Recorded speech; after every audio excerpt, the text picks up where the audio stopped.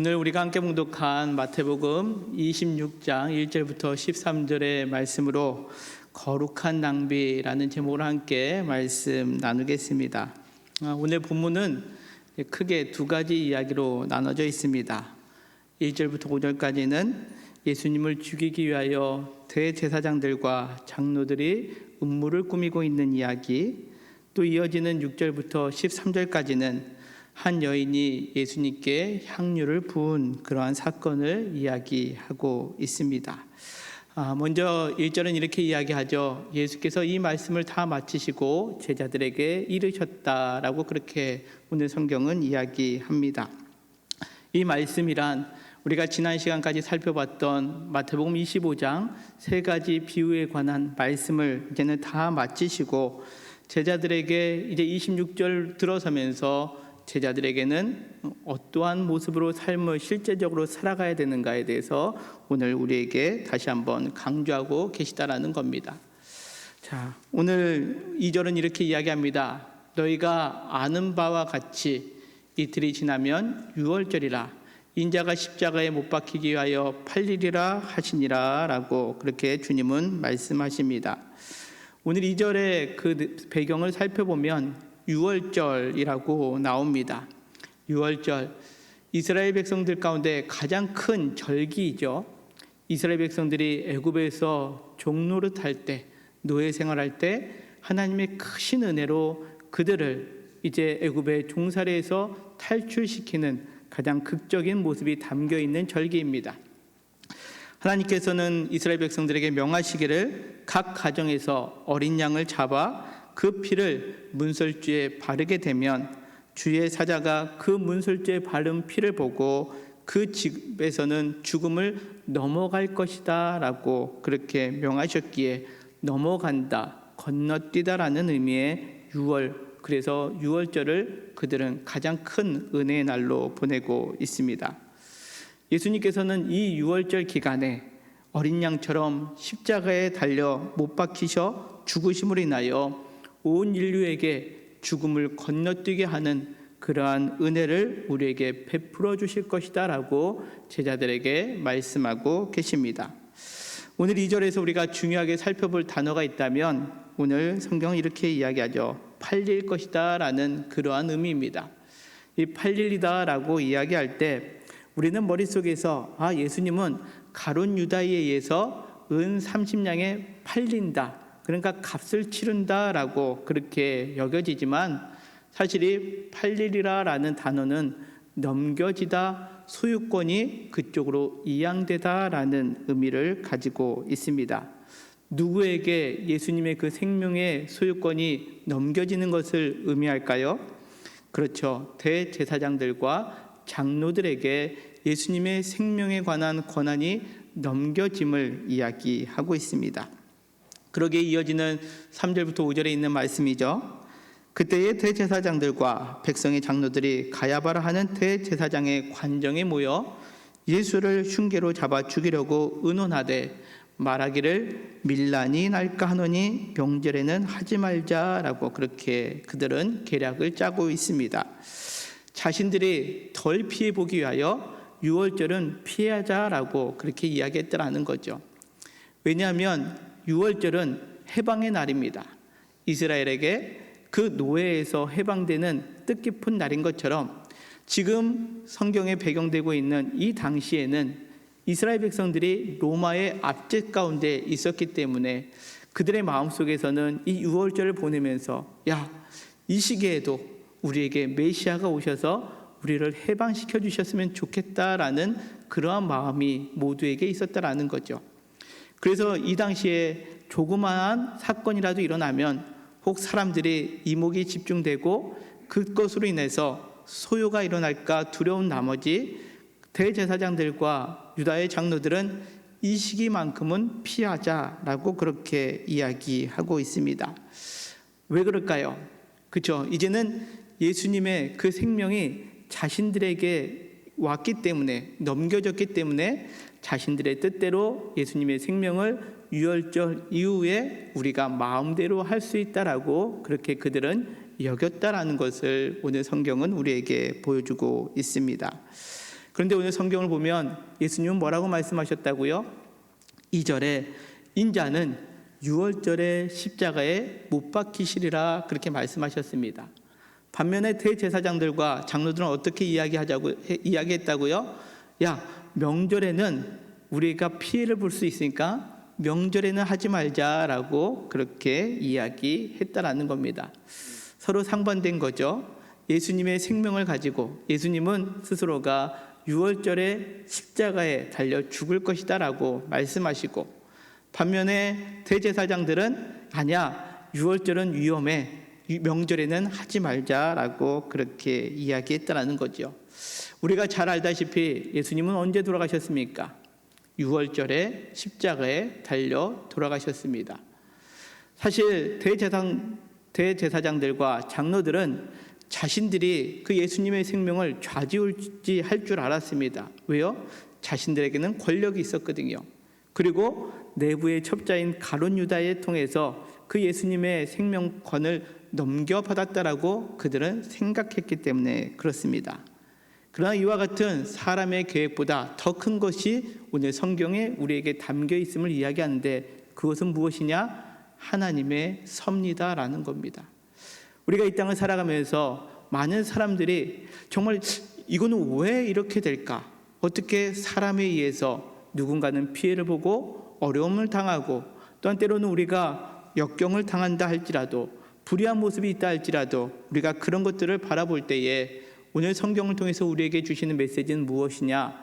사람이 불의하게 한다 할지라도, 때로 내가 억울한 일을 당한다 할지라도, 나를 힘들게 하고 그 어떠한 순간이 있다 할지라도 그러한 사람의 계획보다 하나님의 섭리가 더 크다라는 것을 우리에게 말씀하고 계시다라는 겁니다. 바라옵게는 오늘 이 성경 말씀 속에서 이 하나님의 섭리가 우리 모두에게 임하고 있음을 여러분들 믿음으로 고백하는 예배의 자리가 되기를 간절히 소망합니다. 그래서 세상에 하나님보다 크다라고 여겨지는 그 권세가 있다 할지라도, 그러나 그것보다 우리 하나님의 섭리가 더 큼을 고백하는 자들에게는 사람의 계획대로 움직이는 것 같지만 결국은 하나님의 섭리 안에, 하나님의 뜻 안에 우리의 모든 것이 이루어지고 있음을 여러분들 믿음으로 고백하는 오늘 이 시간 되기를 간절히 소망합니다. 또한 이어지는 말씀이요, 6절부터 베다니에서 이루어지는 향유 사건이다라고 그렇게 이야기할 수 있습니다. 6절은 이렇게 이야기하죠. 예수께서 베다니 나병 환자 시몬의 집에 계실 때에 라고 그렇게 이야기합니다. 나병 환자 시몬, 나병 환자는요, 이 당시에는 저주받은 그러한 병이었기 때문에 자신의 집에 머물 수도 없고 마을 밖에서 생활할 수밖에 없었습니다. 그러나 오늘 지금 성경에 있는 말씀은 예수님께서 그 나병 환자 시몬을 고쳐주셨기에 이제 이 시몬은 그 베다니 자기 집에서 예수님을 영접할 수 있었습니다. 이 베다니는 성경에서 또 되게 유명한 그러한 이야기가 나오는데요, 요한복음 11장에 나와 있는 죽은 나사로가 살아났던 장소, 그곳이 바로 오늘 성경의 베다니입니다. 그래서 베다니를 일컬었을 때에 사람들의 이미지는 예수님과 연결할 때에 생명을 주시는 분, 그리고 우리에게 인생 가운데 어그러지고 그렇게 힘든 순간을 만날 때에 우리를 온전히 회복시켜 주시는 그 주님의 은혜가 임한 곳, 그곳이 베다니임을 성경은 우리에게 이야기하고 있습니다. 이어지는 7절은 이렇게 이야기하죠. 한 여자가 매우 귀한 옥합을 가지고 나와서 식사하시는 예수의 머리에 부으니라고 말씀합니다. 병행하는 성경 구절들이 몇 군데가 있는데요, 마가복음, 마태복음에서는 이 향유를 머리에 부었다라고 그렇게 기록하고 있고요, 요한복음 12장에서는 이 옥합을 가지고 와서 이 여인이 예수님의 발에 부었다라고 그렇게 기록하고 있습니다. 그렇다면 이 여인은 왜 이렇게 값비싼 향유를 예수님께 붓고 있을까요? 오늘 성경에서는 자세하게 등장하고 있지 않지만 요한복음 12장에 보면 이 여인이 누구냐라는 것에 대하여 우리가 이야기할 수 있는데, 바로 베다니에서 죽었다가 다시 살아났던 나사로의 누이 되는 마리아다라고 그렇게 이야기할 수 있습니다. 이 마리아가 이 예수님께 이 값비싼 향유를 부을 수 있었던 것은 예수님이 우리 오빠를 살렸던 것처럼 주님은 생명의 주인이시고 그 생명의 주인이 우리의 주님 되심을 알았기에 주님을 뜨겁게 사랑하는 마음으로 이 시간 이 값비싼 향유를 예수님께 붓고 있었다라는 겁니다. 생명의 주인 되시는 주님이시기에 이 세상에 이 300데나리온이나 되는 그런 금액의 향유를 부어도 전혀 아깝지 않았다라는 거죠. 마가복음에 보면 이 향유의 가치를 조금 전에 말씀드린 것처럼 300데나리온이다라고 그렇게 가격을 측정하고 있습니다. 한 데나리온이 노동자의 일일 품삯이다라고 이야기할 때 안식일을 제외한 그것을 따질 때 300데나리온이면 약 1년의 그 노동의 가치를 부여하고 있다라는 겁니다. 그만큼 값진 거지요. 그만큼 값진 것을 이 여인은 전혀 아깝지 않게 온전히 예수님께 쏟아 부을 수 있었다라는 겁니다. 왜요? 주님을 사랑했기 때문에 그렇다라는 겁니다. 그런데 오늘 제자들의 반응이 이상합니다. 오늘 26장 8절에 보면 제자들이 이렇게 이야기하죠. 제자들이 보고 분개하여 이르되 무슨 의도로 이것을 허비하느냐? 이것을 비싼 값에 팔아 가난한 자들에게 줄 수 있었겠도다, 이렇게 이야기하고 있다라는 겁니다. 제자들이 이 향유 부은 여인의 이 모습을 보면서 야, 대단하다라고 칭찬하는 것이 아니라 오늘 성경에 보니까 뭐라고 표현되고 있냐면 분개했다라고 그렇게 표현하고 있습니다. 정말 가난한 사람들을 돕지 않았기 때문에 이 물질이 허비됐다라고 생각됐기 때문에 제자들이 분개했을까요? 그런 것 같지 않습니다. 이 성경에 오늘 분개하다라는 단어가요, 헬라어로 아가낙타오라는 단어를 쓰고 있습니다. 어렵죠, 단어가. 아가낙타오. 1부 때는 잘 됐는데 2부 때는 잘 안 됩니다. 아가낙테오라는 이 단어를 쓰는데요, 이 단어가 다른 곳에 쓰이는 것을 한번 살펴보면 마태복음 20장 24절에 이렇게 기록되고 있습니다. 10 제자가 듣고 그 두 형제에게 대하여 분이 여기거늘 할 때 이 분이 여겼다라는 단어가 조금 전에 이야기했던 아가넥테오라는 단어를 쓰고 있습니다. 왜 10 제자들이 그 두 형제에 대해서 분노를 했느냐? 이 20장의 내용을 잠시 살펴보면 이 두 형제는 세베다의 아들 야고보와 요한이었습니다. 그런데 이 세베대의 아들 야고보와 요한의 어머니가 예수님께 찾아와서 이렇게 이야기를 하는 거죠. 주님의 나라에서 우리 두 아들을 하나는 좌편에 하나는 우편에 앉아있게 해주십시오라고 그렇게 소위 말해서 청탁을 합니다. 그 청탁의 이야기를 듣고 나머지 10 제자가 분이 여겼다라는 거죠. 왜 그랬을까요? 사실 제자들 마음속에서도요, 예수님이 그 어떠한 나라를 세우실 때에 그 우편과 좌편의 한쪽에는 자기가 있을 것이다라고 생각했던 거죠. 그런데 어머니를 대동해서 이 세베다의 아들 야고보와 요한이 먼저 그 자리를 선점하니까 어떻다고요? 분이 여기게 되었던 것을 성경은 말씀하고 있습니다. 자, 한 군데 더 찾아보면 마태복음 21장 15절에 있는 말씀입니다. 대제사장과 서기관들이 예수께서 하시는 이상한 일과 또 성전에서 소리질러 호산나 다윗의 자손이야 하는 어린이들 보고 노하였다라고 그렇게 기록하고 있습니다. 어린이들 보고 대제사장과 서기관들이 화가 났다라는 거죠. 왜 그랬냐면 이 성경 속에서 이야기하고 있는 그 화가 난 배경은 예수님께서 이제 예루살렘에 나귀를 타고 입성하십니다. 나귀를 타고 입성하실 때 많은 사람들이 자신의 겉옷을 길에 깔고 종려나무 가지를 흔들면서 호산나 다윗의 자손으로 오시는 이여 가장 높은 곳에서 호산나 하더라라고 그렇게 예수님을 환영했다라는 겁니다. 자신들은 예루살렘에서 가장 강력한 권세를 가지고 있었던 사람들임에도 불구하고 그들이 다닐 때는 그런 모습을 한 번도 비춘 적이 없었거든요. 뿐만 아니라 예수님께서 성전에 비둘기 파는 자들, 돈 바꾸는 사람들을 채찍을 만들어 엎으셨을 때 그 모습을 보고도 사람들이 예수님을 지지했던 겁니다. 그러자 오늘 그 모습을 보았던 대제사장과 서기관들이 그 모습을 보고 지금 노를 바랬다라고 그렇게 이야기하고 있습니다. 오늘 성경으로 돌아가면 이 아가낙타에오라는 단어는 어떠한 의미를 가지고 있느냐? 단지 분을 내었다라는 것이 아니라 시기하고 질투해서 화가 난 상황을 이야기하고 있다라는 겁니다. 다시금 이야기하자면 이 여인이 300데나리온이나 되는 값비싼 향유를 예수님께 부었더니 제자들은 지금 시기하고 질투가 나서 이 여인에 대하여 분개하고 또 이 여인이 그 향유를 부은 것에 대하여 가난한 사람을 돕지 않았다라고 핀찬을 주고 있다는 겁니다. 왜 시기하고 질투하였을까요?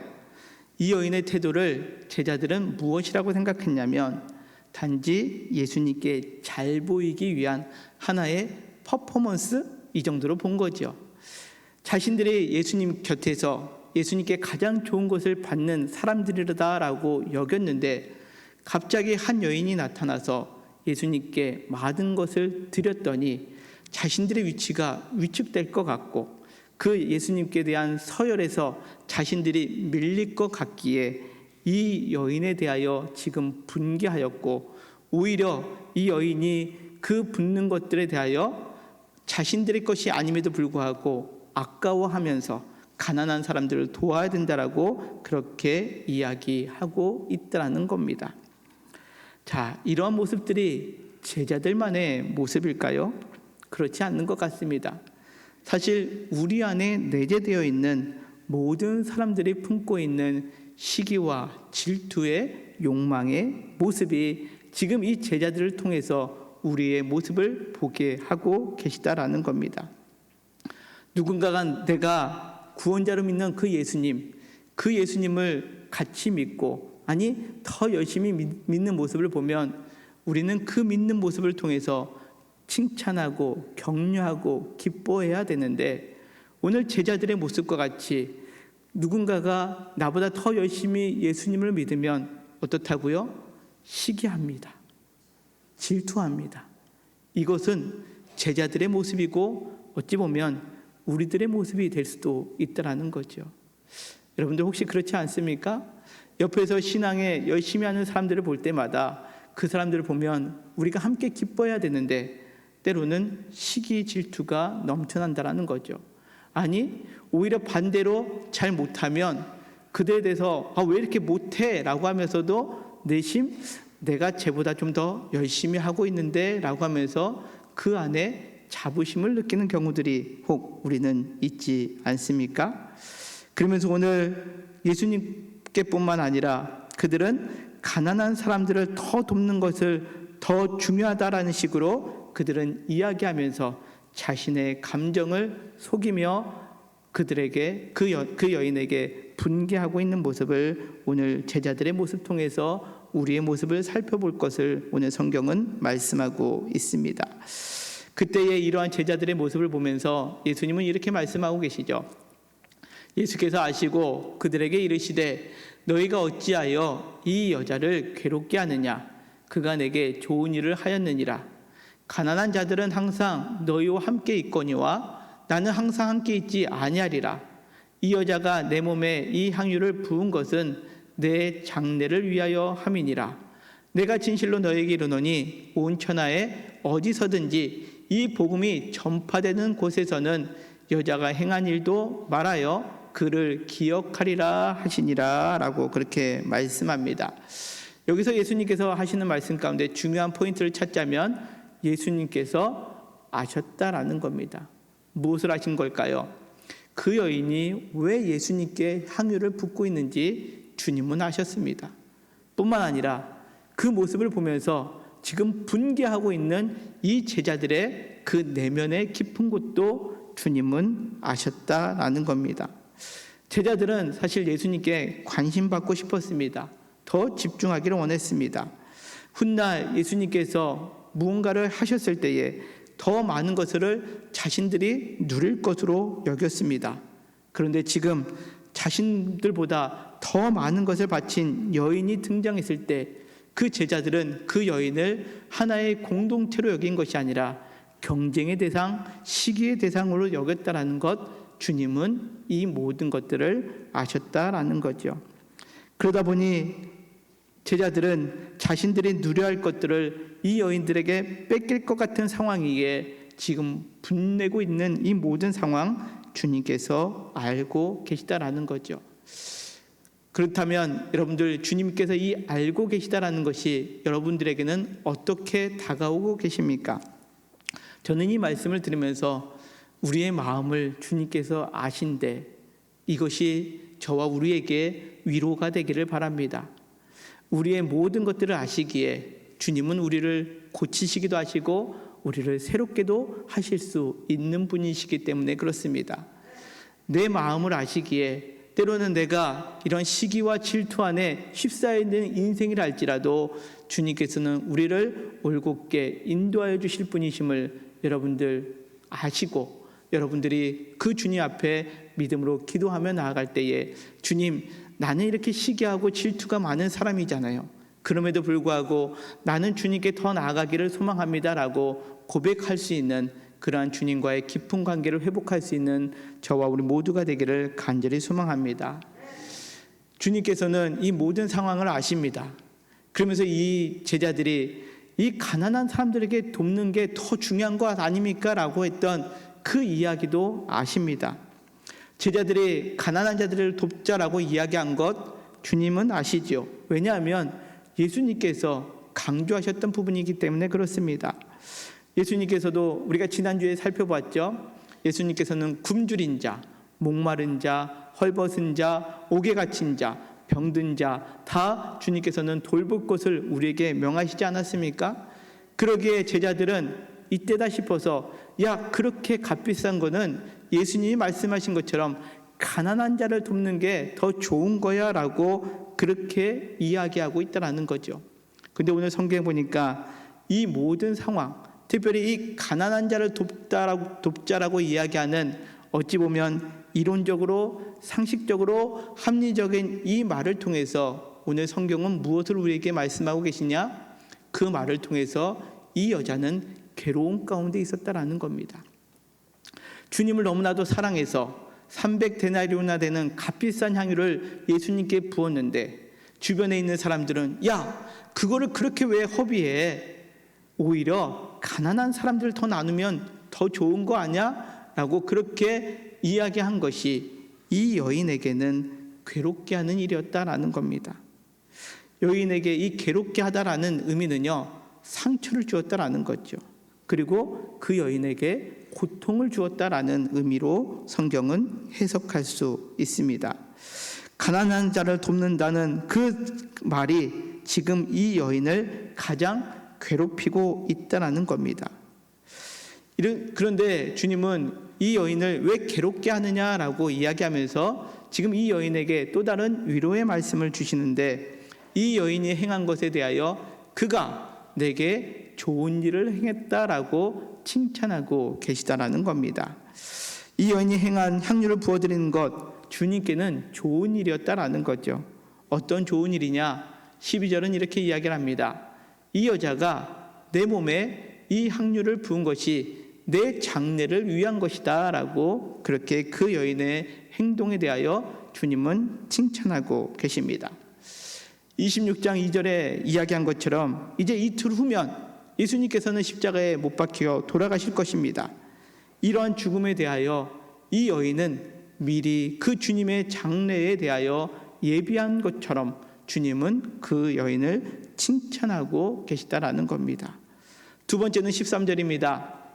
내가 진실로 너희에게 이르노니 온 천하에 어디서든지 이 복음이 전파되는 곳에서는 여자가 행한 일도 말하며 그를 기억하리라 하시니라 라고 말씀하고 있습니다. 이 여인이 행한 이 모습, 주님을 뜨겁게 사랑해서 자신이 가지고 있는 그 모든 것들을 바쳤던 것처럼 보이는 이 여인의 모습은 이 복음이 전파되는 곳마다 이 행한 일도 기억하여서 많은 사람들이 회자할 것이다라고 그렇게 주님은 칭찬하고 말씀하고 계시다라는 거죠. 자, 그렇다면 이 여인은 이 모든 상황을 알았을까요? 내가 이렇게 값비싼 것을 예수님께 드리면 예수님이 야, 너는 내 장례를 예비하는 거구나. 그리고 너 아주 나를 사랑하는구나. 앞으로 복음이 전하는 곳에 이 이야기 많은 사람들이 기억할 수 있게끔 해줄게 라고 이 여인은 이 모든 상황을 알고 계획하고 행했던 것일까요? 그렇지 않았을 겁니다. 이 여인은 그런 것들을 다 생각한 것이 아니라 딱 중요한 거 하나, 그냥 주님을 사랑했기에 주님의 생명이 나에게 임한 것이다라는 그 은혜를 사랑했기 때문에 그는 이 모든 것들을 소위 말해서 낭비했다라는 거죠. 이것이 오늘 설교제 제목처럼 거룩한 낭비입니다. 낭비라는 단어가 좀 우리에게는 부정적이잖아요. 그렇죠? 낭비하지 말아야지. 그러나 오늘 주님은 이 여인이 주님을 사랑하는 마음으로 정말로 한없는 것들, 낭비하듯이 허비하듯이 쏟아부은 것들에 대하여 주님은 이 여인에 대하여 그 행한 것을 기억하신다라고 말씀하고 계십니다. 제가 읽은 책 중에 기브 앤 테이크라는 책이 있습니다. 주는 사람이 성공한다라는 그러한 부제가 담겨 있는 책인데요. 사실 이 책은요, 사회학적 관점으로 우리가 성공을 어떻게 이루어가느냐라는 그러한 관점으로 책이 쓰여진 심리학적 책입니다. 이 책의 전체적인 내용 흐름은요, 제가 다 동의하는 것은 아닙니다.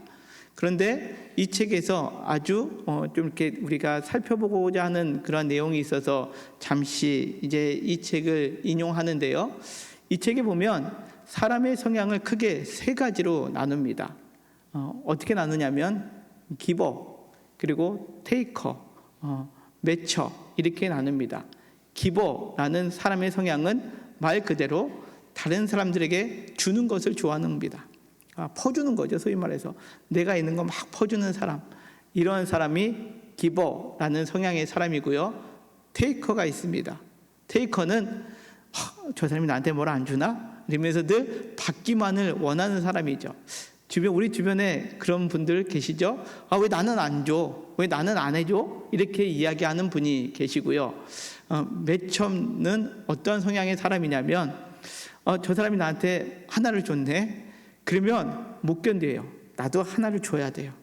그리고 반대로 내가 다른 사람에게 2개를 주면 저 사람은 왜 나한테 2개를 안 주지? 거기에 상응한 것을 나한테 줘야 된다라고 여기는 사람이 있다라는 겁니다. 자, 여러분들은 어디에 속합니까? 기버입니까? 테이커입니까? 매처입니까? 근데 이 책에 보면 아까 그랬잖아요. 성공학적 개념으로 이 책을 썼기 때문에 이 세 부류 중에서 누가 성공할 확률이 가장 높냐라고 이야기할 때 누굴까요? 기버를 이야기합니다. 아낌없이 주는 사람. 이 사람이 성공할 확률이 높다라는 겁니다. 그런데 간혹 이런 사람들이 있습니다. 자기의 성향은 테이커예요. 막 받는 걸 좋아해. 근데 보니까 기버가 성공하는 것 같으니까 내 성향은 테이커인데 기버처럼 행동하는 사람이 있습니다. 잘 베풀고 쓰고 이런 사람이 있습니다. 그렇다면 그렇게 기버처럼 보이는 사람도 성공을 할까요? 못할까요? 이 책에 의하면 성공할 확률이 그닥 높지 않다라는 겁니다. 진정한 기버가 될 수 없다라는 거죠. 제가 이 책을 읽으면서 왜 기버는 행동할 때 성공하면서 테이커가 기버처럼 행동할 때는 왜 성공할 확률이 적을까라는 생각을 한 적이 있습니다. 근데 나중에 곰곰이 생각해 보니까 어떤 문제였느냐? 마음의 문제라는 거죠. 우리는 행동을 참 중요시 생각합니다. 그러나 행동보다 더 중요한 게 있다면 그것은 마음의 문제라는 거죠. 기본은 자신의 성향상 그 마음으로부터 남에게 주는 것을 좋아합니다. 그렇기 때문에 받는 사람도 그 성향을 알기에 그 사람을 좋게 평가하고 그가 그것을 통해서 성공할 수 있는 확률이 높다라는 거죠. 근데 테이커는 남에게 줍니다. 그러나 행동은 동일하다 하지만 그의 행위 가운데 그 마음은 내가 더 얻어야 된다라는 그 생각을 하는 것을 상대방도 인지하기 때문에 훗날 결국 중요한 시점에서는 그 테이커의 본 모습이 드러나게 됨으로 인하여 그는 성공할 확률이 매우 적다라는 겁니다. 자, 오늘 이 여인의 모습은 어떠한 모습일까요? 기버일까요? 테이커일까요? 매처일까요? 저는 오늘 이 말씀을 묵상하면서 이 여자가 진정한 기버다라는 거죠. 그냥 주님 앞에 아낌없이 드리는 사람입니다. 오늘 설교 제목처럼 거룩하게 정말로 주님을 향해서 낭비하듯이 모든 것을 쏟아붓는 사람이 바로 이 여인의 모습이지 않을까라는 생각을 합니다. 그래서 오늘 설교 제목이 거룩한 낭비입니다. 여러분들은 주님을 사랑하십니까? 그렇다면 여러분들은 주님을 사랑할 때 어떠한 모습으로 여러분들은 이 신앙생활을 영위해 나가고 계십니까? 사실 우리가 조심해야 될 것이 있습니다. 그것은 우리 신앙생활에 함정이 있는데요. 어떠한 함정이 있느냐?